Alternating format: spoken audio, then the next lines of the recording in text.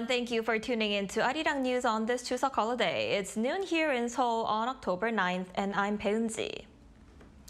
Today is the last day of this year's long Chuseok holiday here in South Korea, and there's heavy traffic nationwide as millions make their way back home. According to the Korea Expressway Corporation, as of 9 a.m., the drive from the southeastern city of Busan to Seoul is expected to take around 6 hours and 40 minutes. Traffic congestion is forecast to be heaviest between 4 and 5 p.m. before gradually easing after 10 p.m. The Yeongdong Expressway and the Seoyan Expressway are expected to see the most severe congestion.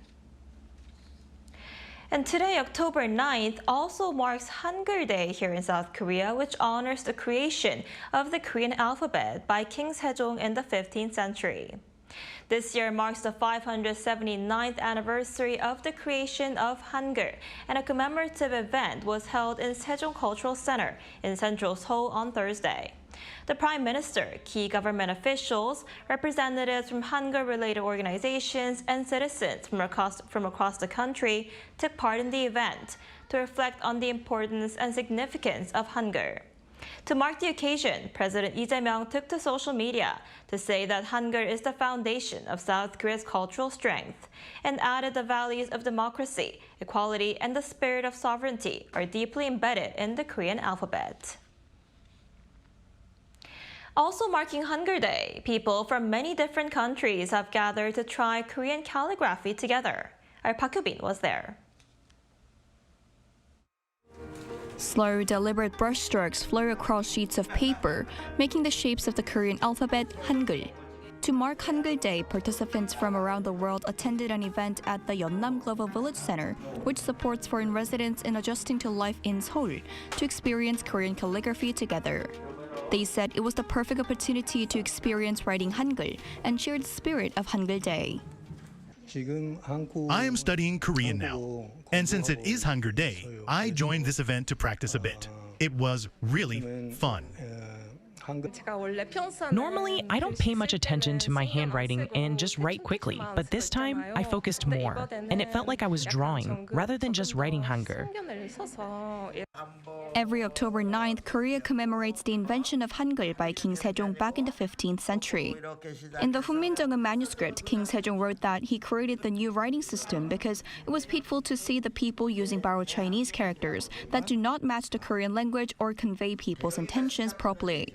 Hangeul is now regarded as one of the most scientific and easy-to-learn writing systems in the world. Hangeul's story and legacy continues to be written, not only by Koreans, but now by people from around the world. Many people enjoy K-pop these days, but traditional culture like this also holds deep meaning. By writing Hangeul, foreigners feel a deeper connection to Korea and greater affection for its culture. Through calligraphy, visitors are not just writing letters, but also sharing the meaning of Hangeul Day. Park Hyubin, Arirang News. Meanwhile, President Lee Jae-myung has ordered his officials to make the utmost diplomatic efforts for prompt release of a South Korean activist who was seized by the Israeli military while approaching Gaza. His spokesperson Kang Yoo-jung told reporters on Thursday that Lee was briefed on the situation last evening. The Israeli military reportedly intercepted a flotilla of 11 aid boats in the Mediterranean Sea near Gaza on Wednesday, Korea time, and detained the activist aboard, including a South Korean national. The foreign ministry in Seoul has been maintaining close communication with the Israeli authorities. The Israeli Foreign Ministry reportedly has said that the activists were in good health and are set to be deported soon. And after 2 years of conflict in Gaza, Israel and Hamas have agreed to the first phase of a ceasefire. Now, under the plan, Hamas will release 20 surviving Israeli hostages while Israel begins a phased troop withdrawal. Our Pyongyang reports.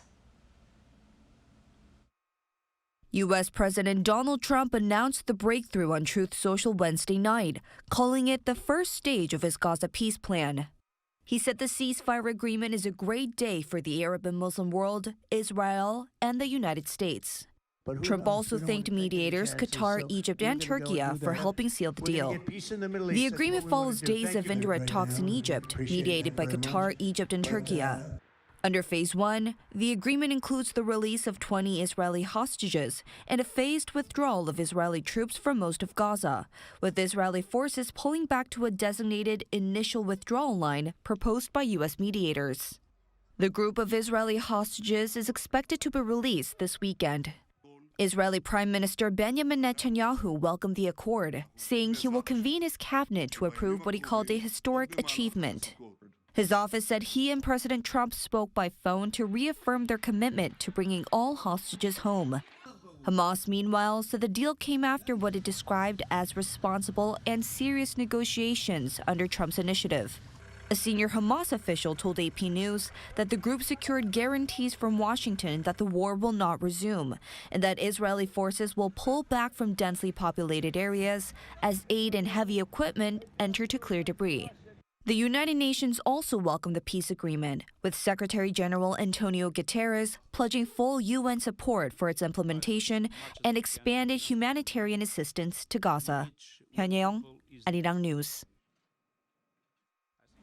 The price of gold has hit a record high of more than $4,000 an ounce as investors continue to seek a safe place to put their money over concerns about economic and political uncertainty.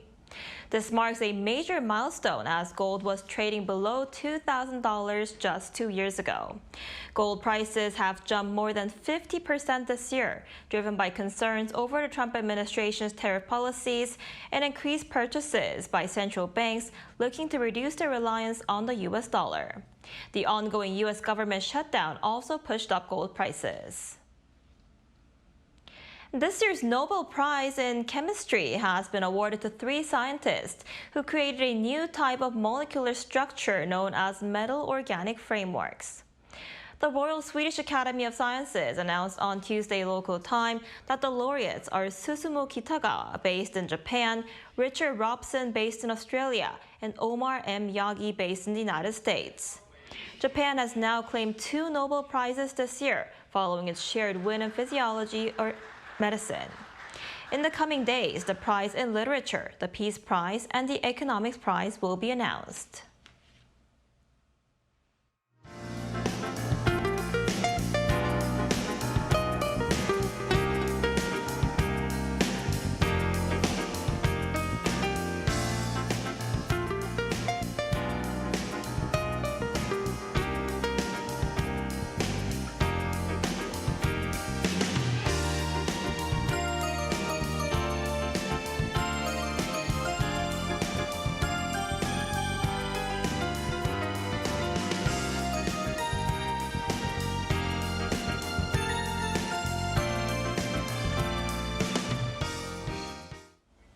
Now that's all we have at this hour. Thanks for watching. Arirang News will be back at 6 p.m. Korea time. Stay tuned.